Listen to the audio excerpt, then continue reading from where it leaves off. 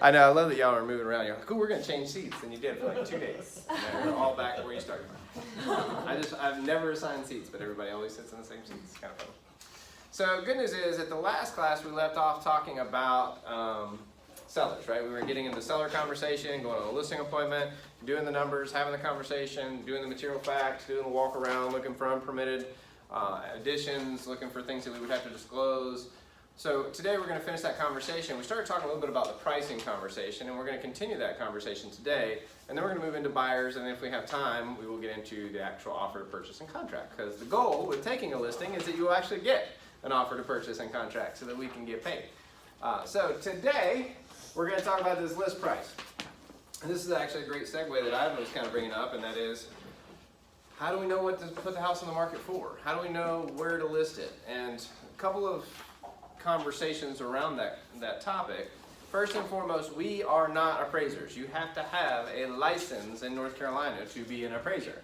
So unless anyone in this room is a licensed appraiser, no takers? Okay. Then we can't do certain things. Now, we will, and I tell my brokers, we have to kind of sometimes look at it with appraiser eyes. So you kind of look at it and think like an appraiser. Ultimately, we're not an appraiser, but that helps us because the appraiser is the one who establishes value. They're going to come out and say, this is what the house is worth today. And whatever they say is the rule, meaning that's all the lender will loan on the property, no more than that. And that's assuming loan ratios, which we'll talk about that. I kind of refer to appraisers as the real estate gods, because whatever they say is it. I've had 3 deals this week with appraisal issues where actually one of them died. We had one that was a not the deal. The deal probably died, not the buyer or the seller. So sorry. The appraiser didn't die. I'm pretty sure there were some people lined up to kill him, but he did not die. There was an appraisal that came in at 200. The contract was at 210, and they're like, "What do we do here? We can't close." Because the seller wants 210. Yeah, it really wasn't. That was another challenge. Yeah. It didn't happen. In the appraisal world, that's pretty narrow, actually. And one thing that you cannot do is you cannot typically challenge the appraisals. The only time you can really push them is if you can prove they used a bad comparable, something that you knew that they didn't. Hey, they were getting a divorce, and so they sold at a lesser price because they were distressed and needed to sell quickly. Great, let's pull that comp out and replace it with another one. That can help with the pricing.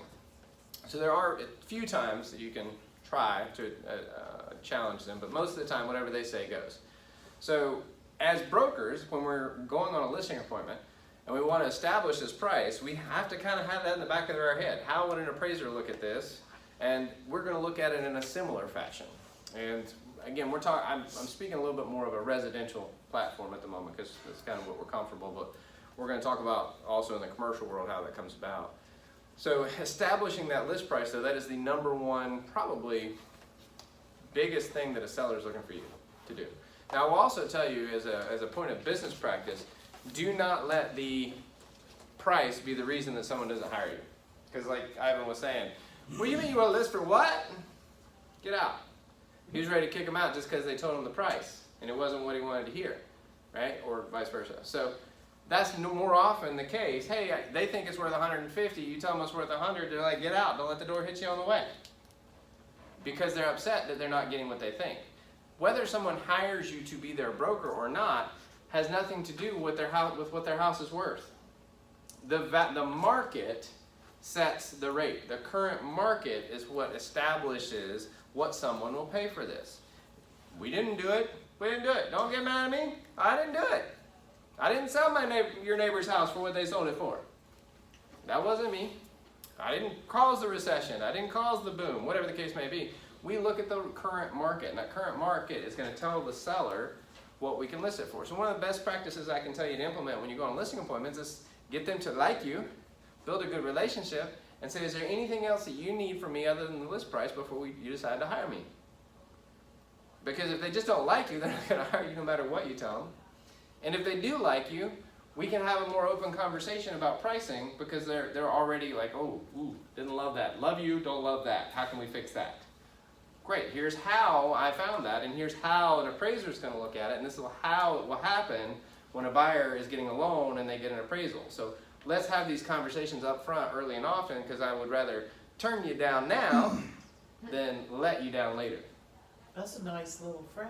Yeah, we learn a lot of fun. You don't know much about the condition before you go out on the appointment, but do you at least do your market sort of analysis ahead of time and just sort of see what's going on in the neighborhood? So you kind of already know Yeah, going and in there's, sort of what the market is? From a practicing standpoint, there's a couple different perspectives, and it changes with the market conditions.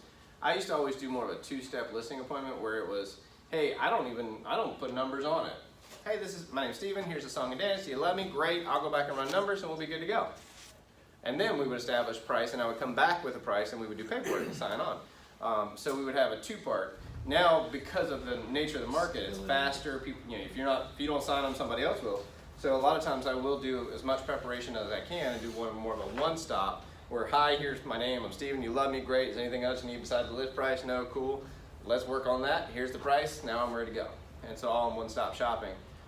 But it is hard sometimes to do that. And I have been on the appointment where I thought I had it, and then I get there and I'm like, yeah, give me a minute.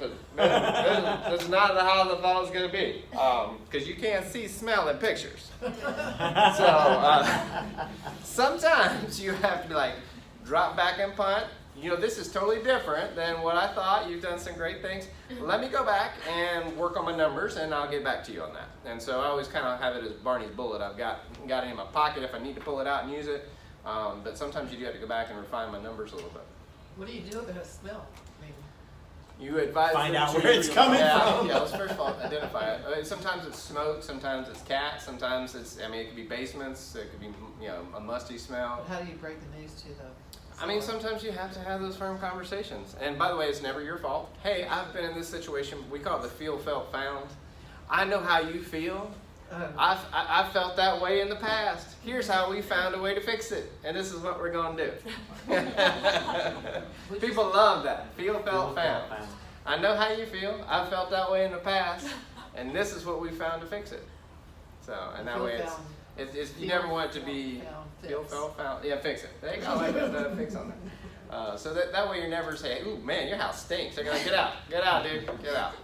So you always got to be very You sensitive. become with nose those. blind after a while. Yeah, and there's some kind of like cultural differences. People cook foods that have strong smells that you may not be used to, and Thai food. yeah, sometimes that's a conversation you just have to have with them. And it does get a little awkward sometimes, but our goal is to be honest with them, whether they sometimes like it or not, right? So current market is always going to be what sets the price. Now, more often is the case is kind of like with any seller. You're going to go to a seller, they have a number in their mind, like Ivan did, that says, hey, this is what I want. Because they know what they want. The question is, can we get them? Will the market bear it? Will the market bear this price? And ultimately, what the bigger question is, do you really think, and I'll use you as an example, Ivan, you were saying 248, right? 289, sorry, it's called back backwards. 289. And Ivan probably came to that number because he said, in my mind, I want to get this amount of money, and in order to get this amount of money, I need to probably go 289. So Ivan, does it really matter what I sell your house for if I get you X number of dollars that you wanted? Probably doesn't care. Just get me what I wanted so I can move on. So we're going to have a conversation about how to net the amount of money that they want. And ultimately, that does have to do a lot to do with the price. What sellers don't typically account for is what we call the cost of sale. Like, oh, you're going to sell for $289. You think you're getting $289. You don't. You get much less. It's not exactly as it looked like. Your net to your pocket is not $289 because we've got commissions and we've got inspections and closing costs and all these things that reduce the amount of money that actually we take home. So we're going to play with that because most consumers often don't account for it. And certainly not enough or account for it enough. When you get the call from someone that bought a house from you 2 years ago, and they're calling to list it, this is the worst call. She's like, you just had it 2 years? Just 2. You know about that cost of sale thing? Because like you bought it for $200, cool. Probably still worth about $200. You're not going to break even, unless you're not. You might have equity from where you put money down, but you don't have enough equity in 2 years to get money out of this. Right. So, and that's I paid for $200. You just sell it for $200 and I'll break even. Well, let me tell you about the cost of sale. and That we'll, happens every time. every time. So let me do this net so you can realize that while I can actually sell it for what you pay for it, you are not going to get what you think you're going to get out of it. So let's play with that. So the seller wants to net $45,000 and has the following expenses. What would the house need to sell for in order to bring the seller to reach his or her goal rounded to the nearest 100? So I kind of want to walk through with you on this for the first time because we haven't done one. You have some of these in your book to practice, but I just kind of want to walk you through. One of the hardest things to do, or the biggest challenge with this problem, is commission is a percentage. And everybody's like, oh, we can just add it all up and sell it and then add 6%. You can't, because the percentage of the sales price varies as you add the expenses. So what we deal with is the known expenses. We have fixed expense, fixed expense, fixed expense.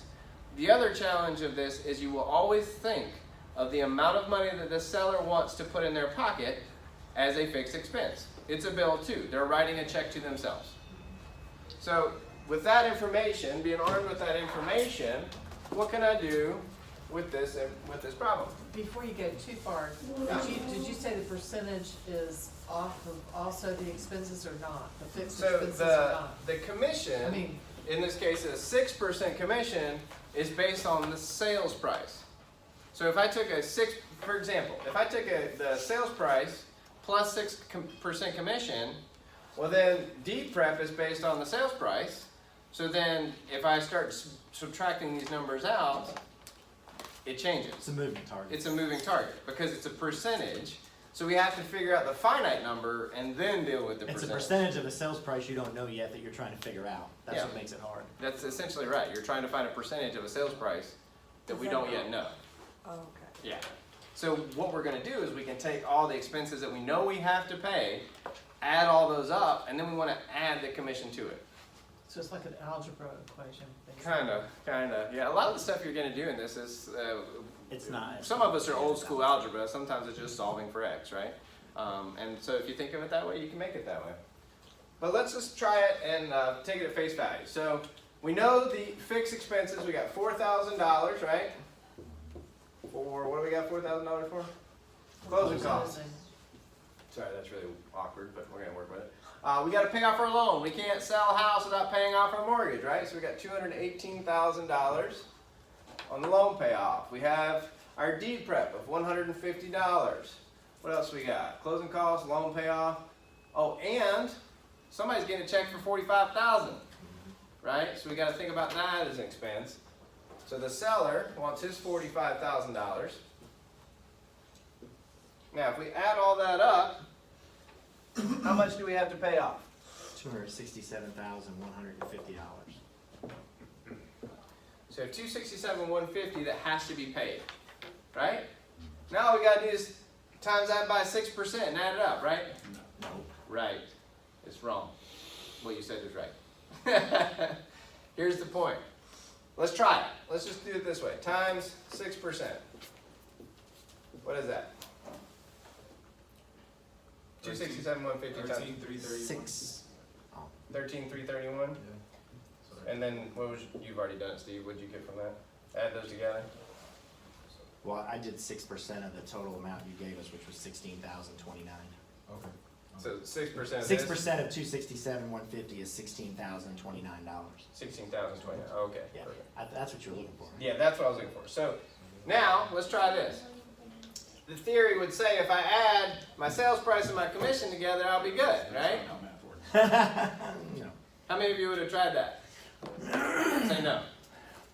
Because that's not going to work. Because now, if I add, you can reverse engineer it. Try it. By the way, multiple choice. Your exam is multiple choice. So we can plug it in and work backwards. However, we're not going to need to do that today. So we have 267 plus this. If you reverse engineer it and subtract it out, the seller is not going to net the 45,000 they want to net. it's like 38 and change. Always check your math. So the easiest way to fix this is what? Everybody know?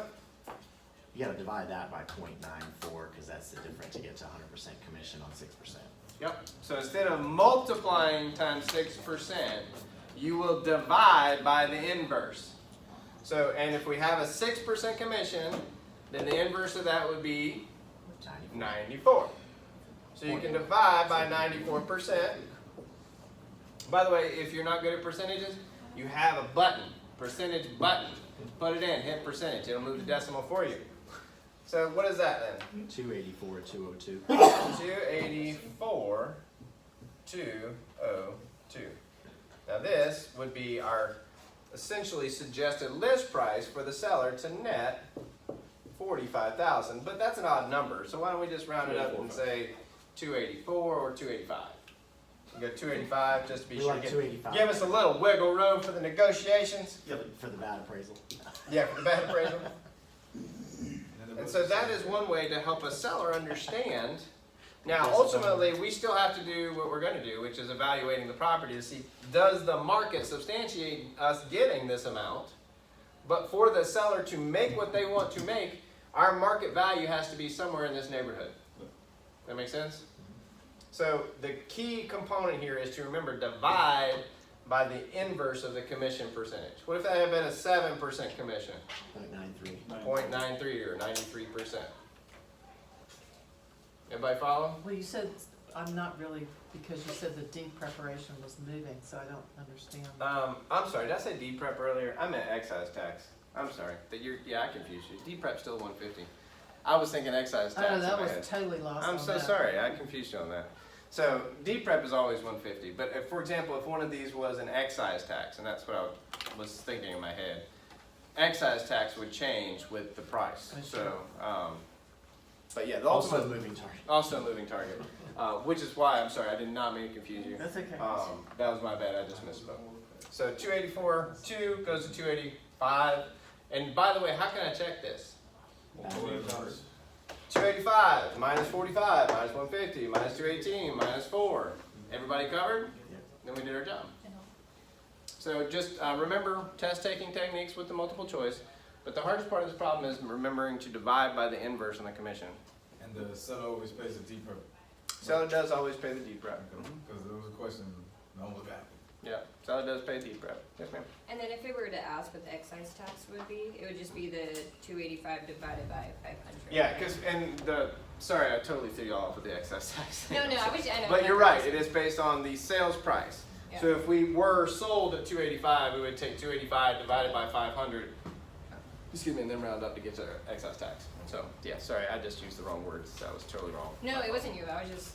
No, I apologize now because I just totally confused her because I said the wrong words. I apologize for that. Questions? Other questions? Okay, so there are several of these to practice in your book. You can do it all day and swap out numbers. Remember, the state section doesn't always, or does not have any computation math, but it may very well be concept math. And so concept math may ask you, what would you divide by in order to get that? You know, would you divide by the inverse? Or, I don't know, they can ask a number of, do you understand this type of question? So this may very well and likely will show up in your national section as a math problem.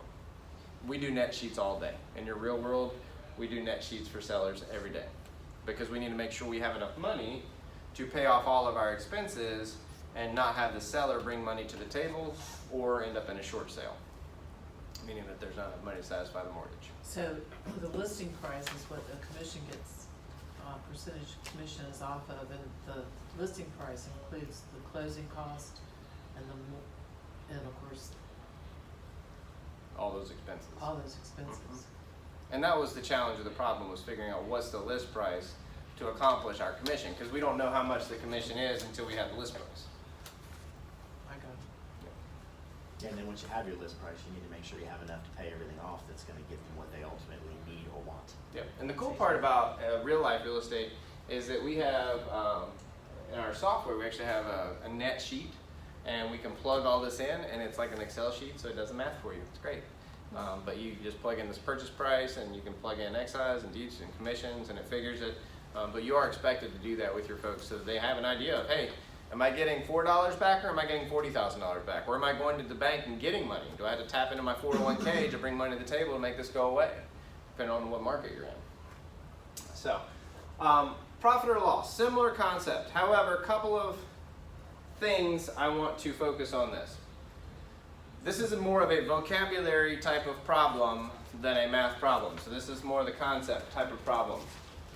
So what we're going to do in this particular question and talk about, we're going to talk about the amount realized. And so the amount realized is what we sell the house for. That's how much you're selling. That's what you're going to get a check for, right? So the sales price, what is our sales price? 108, sorry, 290. I thought it was 290. 290, right? That's what we're getting it for? Yeah, sold for 290. So our amount realized. Today we're closing the house. We will get 290,000. But as we just talked about, you don't actually get 290,000. So we got to take out all those expenses that we have to pay, and then we're going to compare that with how much we have in the house. Okay? So, and that's called our adjusted basis. How much we have in it. Meaning what we bought it for and any improvements we made to it. That's our adjusted investment into the property, our adjusted basis. For our purposes, are we counting them at 100%? I mean, like in your example, if yeah. you put 15 in, are we just counting it as 15, even though that's probably not? True story. Yeah, yeah. So in the same scenario, we can all be pretty comfortable with doing some of this. We've got 45,000 they want in net, same expenses. We now know that their payoff's 218, and the bigger portion here is we have our sales price now. So now we know we're going to sell it for 290,000. Right? So we also know the seller paid 185,000 for it. Woohoo! They got a good improvement, right?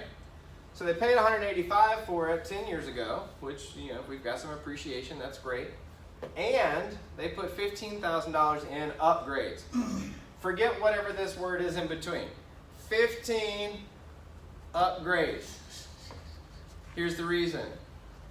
We got a new roof. We got a new heat pump. Great. You needed a roof. You needed a heat pump. Those are maintenance items. So you've got to be cautious with what things fall under actual improvement versus you made your grass or your yard bigger or whatever. You're not necessarily improving the property. You're maintaining the characteristics of the property. So when we invest money, and I like to think of this as if I'm a flipper, right? If I'm an investor, this is your bag back here. I'm going to buy it for $185. I'm going to put $15,000 in it. How much do I have at that point invested? $200,000. So my adjusted basis is $200,000. Now I'm going to sell it for $290,000. That means I make $90,000, right? Woohoo! I don't like paying taxes, so I'm not going to pay $90,000 worth of taxes when I have expenses to pay. See the difference? So we want to say of the 290 that I'm realizing, the amount I'm realizing, minus out my adjusted basis and my expenses, what is my gain?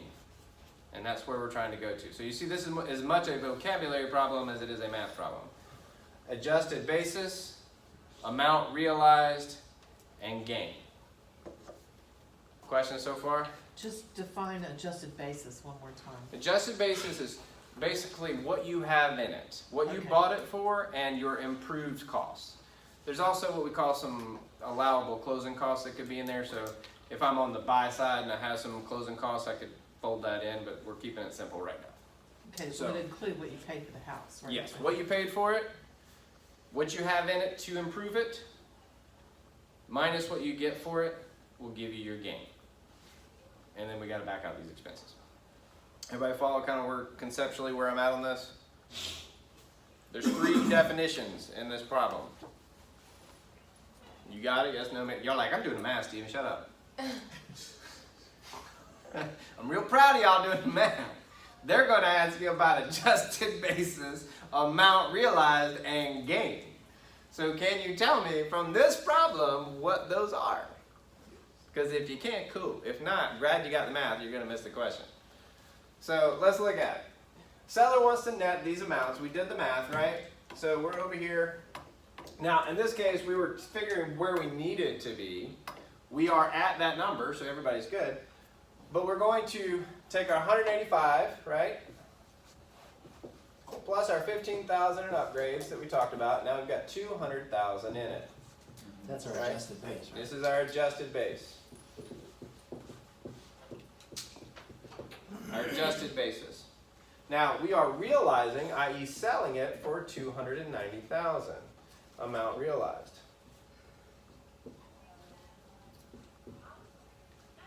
Okay. Now we have to account for some of our expenses. So from this, from the information provided, we have everything we need, almost, except our commission was given to us. Well, now we know our sales price, right? So 267 is what we have to have in our expenses. Well, let me back that up. Let's just erase this. I'm sorry.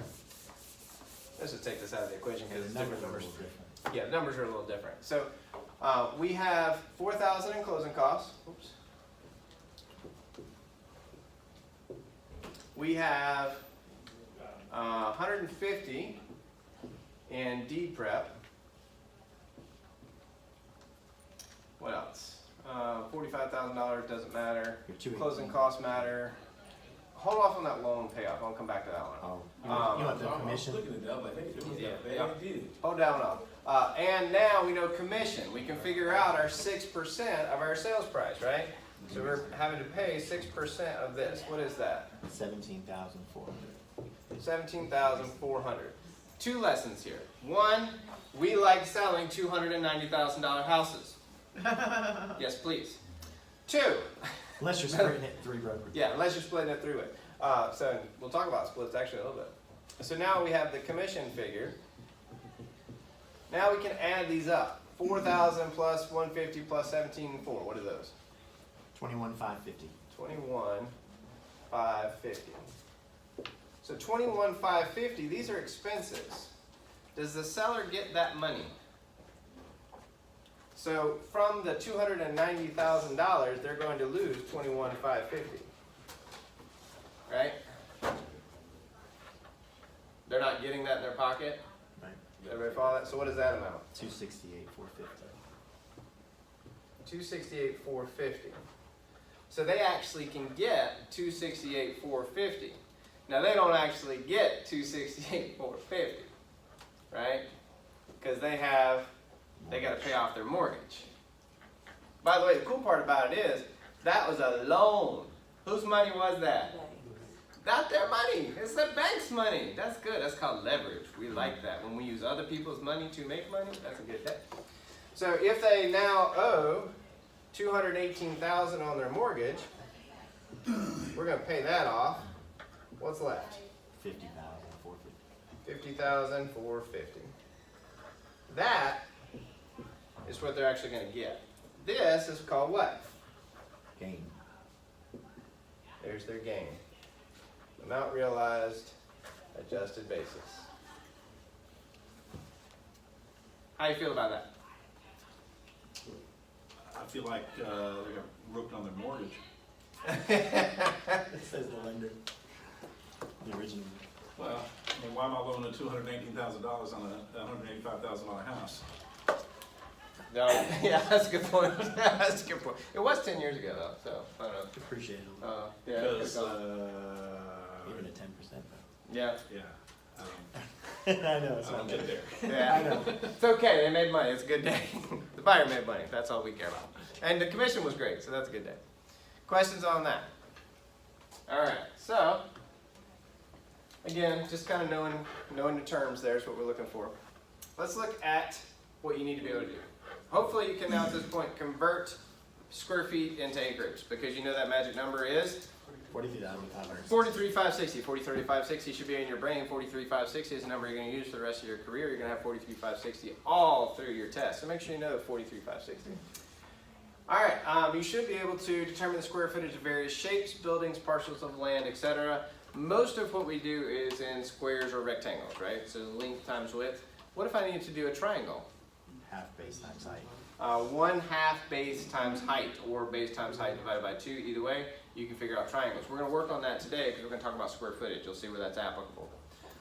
We're going to calculate volume. The only thing you do with volume is the height. It's length times width times height, right? So then if you're taking the volume of a cube, your length times length times width times height. Yeah, Well, when is a real estate agent, would we care about volume? I mean, Great question. I'm not doing their Pool. HVAC system. great question. And most of the time in this class, I've not seen any volume calculations. The only time I really ever run into it, and it's not even really applicable to real estate, but sometimes I'm trying to figure out, like, if I'm gonna pour a 8 by 12 pad that's 8 inches Sure. tall, what's the volume of concrete that I might need? Sure. Because concrete's measured in yards, volume, square yard, or cubic yards. So there are rarely times where as real estate professionals, you would need to do that. I just want to make sure you know how. Okay. Yeah. And of course, you do the square foot. Now, we're going to talk about front feet. Have we talked about front feet? We have. Yeah. It's always What the is first front? one. Yeah, it's the first Runs number. across the frontage. Yeah, when we see lot dimensions, 1,500 by 2,000, the first one is your front road frontage or your front feet. All right, are listing brokers required to measure a house? Say no, because I put it up there for you. Now, most of you are like, wait a minute, I've seen you brokers. Y'all got tape measures and stuff. Because if we are Why not going to measure it, we have to be accurate. And here's the kicker. So in our MLS here, one of our required fields when we put a listing in MLS is the square footage. So if you can't put it in MLS without square footage, guess what you have to do? Measure it. Measure it. And so we have some rules on how we measure it. And so we have this, we have some brochures that I put somewhere. Behind your computer. Yep, thank you. So I actually brought a whole pile of brochures, by the way. I want to share a few with you, pass them around. We're going to talk realtor safety, but we have a realtor safety guide that is available for you guys, very important. These are some of the other brochures I mentioned to you, real estate closings. These are designed for the consumer by the Real Estate Commission. You can read all of these as a PDF on ncrec.gov. These are just the pretty versions. But again, if they expect a consumer to know the stuff about closings, you should. Offer and acceptance, we're going to talk about that in a little bit. Fair housing has its own chapter. We'll spend some time there. Surprised it's not bigger. Yeah, it actually should be. Earnest money deposits and how to handle those. Condos and townhouses, what's the difference? How's that work? Residential subdivisions and plats. Renting residential properties if you're going to be a tenant. So this is a good way to help brush up on tenant laws. Another safety guide, earnest money deposit, offer acceptance, subdivisions, condos. This is the brochure that we talked about with lead-based paint, and we're going to talk about it again today. Protect your family with lead in your home is a requirement. Every time we do the lead-based paint disclosure, we give the disclosure and we give this. So, we do the work with real estate brochure when we do agency. We give this pamphlet for when we do lead-based paint, so that they are having the opportunity to read up on the causes and how not to eat paint. This is true. This is the beautiful, the infamous Worker with Real Estate Agent brochure in its brochure format. So I got to take a second. The Wowaria. This is the Wowaria in format. Then this is why it's called the brochure, because this is historically what we use. Now, it has all the same information as the PDF version you've seen, how buyer's agency works, seller's agency, dual agency, and the whole thing. This is the flap. And as you can see, it is perforated. So in the ideal situation, we have gone over Worker Real Estate Agent brochure. We give Worker Real Estate Agent brochure. We have them sign saying they have received it, and we keep this copy in our file. We tear it off. They get the meat and potatoes of it to keep and read. We keep the flap. Now, as it goes around, if you haven't looked at it already, make sure you do. But it's got some very important information on it, and some couple It's a things. whole separate class on how to fold it. Yeah, like folding a map. This is why we do PDF. It's a different. Post Why we license. do You don't learn how to PDF. fold it until post license. Oh yeah. Roll it up like a burrito, man. There we go. Yep. So one thing I do want you to look at though is on the signature page, at the top, it says in bold letters, this is not a contract. Mr. Buyer or Seller, this is just a disclosure. And it also has this box at the bottom that says buyer initial here, knowing that this person you have talked to works for the seller and you know that. There's no chance you're working for him. You need to make sure, I don't represent you, I work for the seller. So in the event the buyer's like, hey, I don't do this dual agency thing, you ain't working for me, I'm on my own, great. You need to know you are on your own and I work for the seller. So if there's You're on really your good- own and I can use it against you. Exactly, and then again, since it's their option to choose, it's multiple choice, all the choices are here, that's them making that choice. So I'll pass that one around. This one, however, this is our conversation today, or where we're going today. This is the Worker Real Estate brochure. You have this in appendix of your book, and we're actually going to reference it here in a little bit. There are problems in here, practice problems that you need to be practicing. So we're going to talk about the residential square footage, the rules and the things that are in here, and some of the guidelines. Now, it is called residential square footage guidelines. Don't go measure a shopping center. Don't go measure in the shopping center. Actually, you should, or you could, but it's not. These guidelines only apply to residential homes. Mainly, again, our target demographic are folks who only buy a house once every 5 to 9 years, 7 to 9 years at most. So we got to protect them. So we want to make sure that when we're telling them how big is the house they're purchasing, we are accurate in that representation. And so measuring square footage is important. By the way, who does this? Appraisers. Appraisers do it. Who else does this? Brokers. You do. Brokers will. And by the way, as we go through these guidelines, you'll realize you personally may not measure it. You may pay someone to measure it.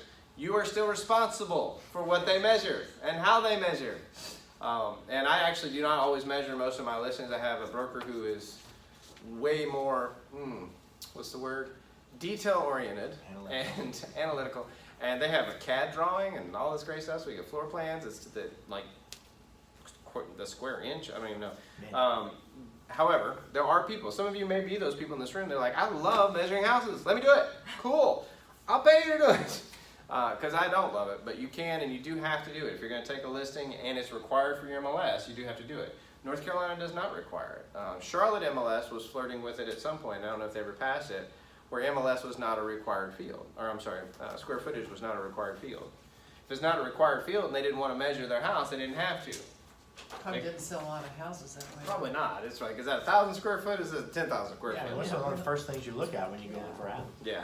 And so obviously we're talking about listings right now. We're about to segue more into our buyer conversation. So the conversation, or the point I want to make on that is this is for the listing agent. However, as you see indicated on the slide, the buyer's agent also has some responsibility in verifying the accuracy of the square footage. So if you're representing a buyer and you show up and you're missing half a house, it should be evident. And you should be throwing a red flag, and then you should or may want to measure it yourself to verify the accuracy of what's being represented. Questions on that? Can we buy these little brochures? There it is. Yes, you can buy these little brochures. There is a PDF version. These little brochures here are, I don't know how much they're, like $1. Most of these are less than $1. I don't know how much this one is now. We can scan the code on the back and find out. I do have links to all these in the website, so you guys can go. I really encourage you to read those brochures, because if those brochures are like juvenile to you, you're doing it right. If you're learning something from those brochures, great. They're designed for people who have not sat through this class. So if people who have not sat through this class are getting this education, the Real Estate Commission is going to expect that you too have a higher level of knowledge than the consumer, and this is designed for that consumer. So it's great just to read through. I know you don't love property management, you may not love rental property. Read those, it really breaks it down. You'd be surprised at how beneficial renting residential real estate property brochure would be to a tenant who doesn't realize how security deposits are handled, or that theirs was mishandled, and what it can be used for. So there's some great information in that. What I am going to do though, I'm going to set these probably on this table right here. As you guys go to break, if you want to take some and look at them, they're mine. Bring them back to the next class to look at them. But I'm going to lay them out here so you can take a gander for anything that you want to reference. You do have copies of the residential square footage guidelines in your back of your book, and we'll talk about that here in just a minute because it's on one of the pages. Is that one of those that's 697. also outdated and the one at your link is probably more current, or has that one really changed? The square footage guideline booklet has not changed that much. Those rules have been pretty consistent for a while. How thick is it? So it is officially time for your first break, so I'll let you go do that, and then we'll come back.